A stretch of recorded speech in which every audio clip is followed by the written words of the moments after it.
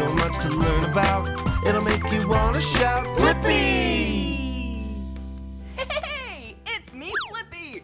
Whoa, I'm climbing up a ladder. I'm acting like a firefighter to save someone.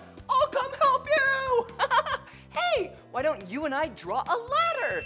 Ladders are so useful. Yeah, for firefighters. So then they can get up to the top of the building and help people. Or maybe you're a painter and you need to get up really high to paint the ceiling. Whoa. All right, to draw a ladder, let's draw a diagonal line just like that. Whoa. And then another diagonal line just like that.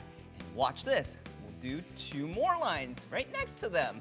And then if you make an arch up here, an arch right there, one at the bottom, one at the bottom, now they're really long ovals. And then if we draw some horizontal lines just like this, that is what you use to step on. Yeah, those are the steps. Wow, I sure do love drawing. And if you want to draw more with me, all you have to do is search for my name. Will you spell my name with me? Ready? B-L-I-P-P-I. Blippi. All right, see you again. Bye-bye. Come on, everyone, let's make learning fun. Blippi.